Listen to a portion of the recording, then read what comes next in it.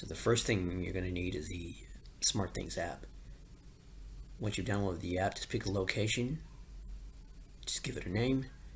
Just make sure you're close to the soundbar when you're setting it up. Then ask you to press the volume down button.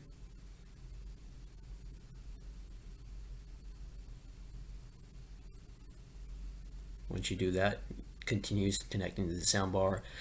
You just need to select your Wi-Fi, which I've done, and you'll notice the progress bar up the top, or the status bar rather.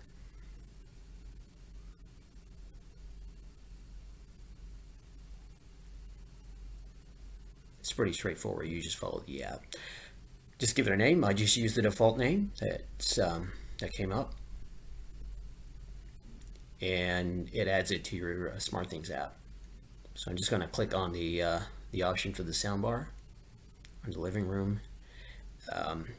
Prompts you to set it up with Alexa. I'm going to skip that.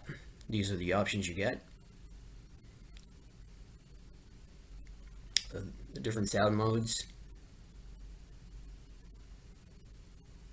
You can set up your equalizer setting.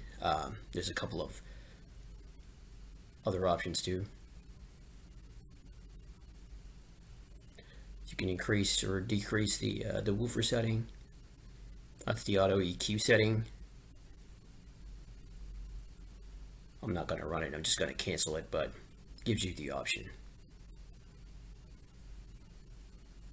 Takes about a couple minutes to complete the setup.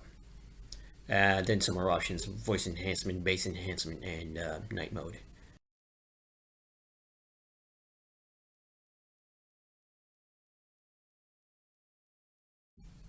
I'm now going to show you how to reset the soundbar and start from scratch if there's a connection issue.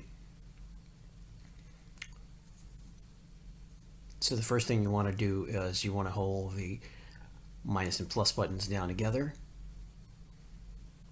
until it says INT on the display. So that basically resets the soundbar. It says bye. That's pretty much it. Then you do need to unplug the soundbar from the power and do the same for the subwoofer and the rear speakers as well. So I'm just unplugging their subwoofer.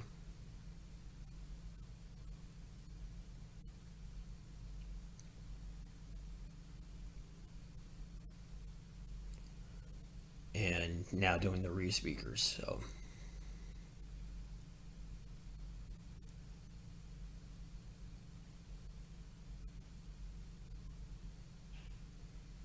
all right, and the first thing you want to do then is plug this subwoofer back in. So make sure the soundbar isn't plugged in. The blue LED light starts blinking. It's basically saying it's trying to establish a connection to the rear speakers. So once you plug the subwoofer in, then you want to plug the rear speakers back in again. And you'll notice the blue light blinking there again, trying to establish that connection between the rear speakers and the subwoofer.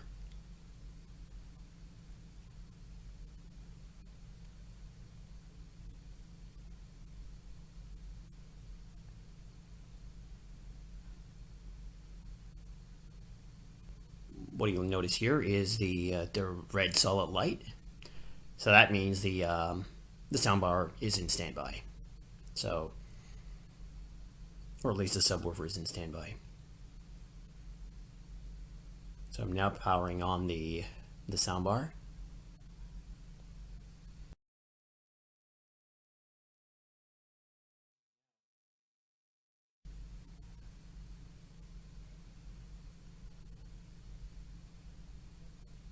And you'll now notice the LED lights gone from blinking blue to a solid blue, which means it's established a connection with the rear speakers.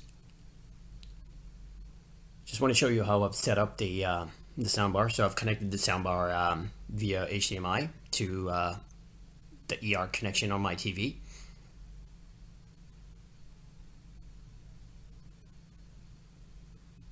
this is an LG TV. Your TV might be different.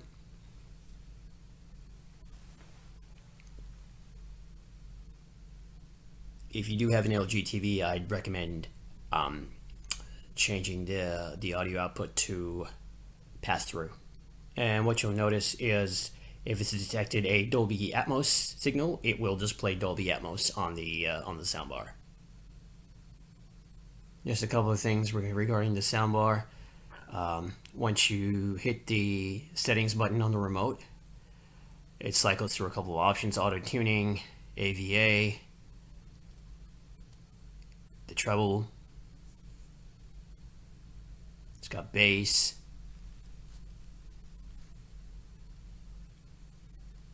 It's got audio sync. You can adjust the center level of the subwoofer. So you adjust the levels by pushing up and down on the remote. And you'll notice there's 3 lights in front, and that's the only visual sort of notification you receive. So you can also adjust the wide level, the front top, for more of that Dolby Atmos sound. The rear levels as well, depending on how far or how close the rear speakers are. This is just me showing you how to run the auto tune. So you just need to make sure you point the remote at the soundbar, and when you're in the auto tuning option, just hit the center button, which is the enter button, and it runs through the auto EQ. Takes a couple of minutes, roughly 2 minutes to complete. I'll now let Ravi talk about his thoughts on the performance of the Q950. So Ravi, what do you think? Thanks, Sesh. So next we move on to the section where we test out the speakers. So first up, we've got Pacific Rim on 4K Blu-ray. It's got a Dolby Atmos soundtrack, and another thing you could see there is constantly having to move forward if you wanted to verify what sound level or what setting it was on. The same issue as the previous Samsung soundbar, which was the 950T. Anyway, in this particular scene starts out quiet, and it's got a lot of very distinct, lot of little sounds happening all over the place, and we kind of feel that the high channels are being used, especially when the sand is falling through the roof. And next we tried Bumblebee, again 4K Blu-ray with Dolby Atmos, and the soundtrack's the sound's pretty active and live with lots of directional effects. But we didn't notice too many height sounds, or the height channels being used very often. But it was a good surround sound test disc as well.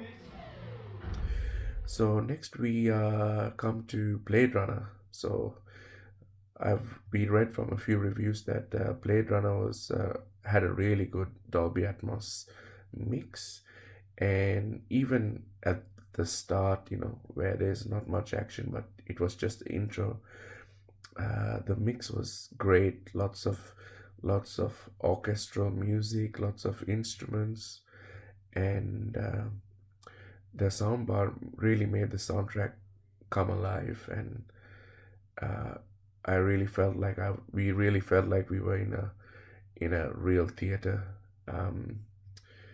We really noticed the sub was very commanding, not overpowering, not overwhelming the other effects, but very tight and very atmospheric. So really impressed with the sound of the soundbar.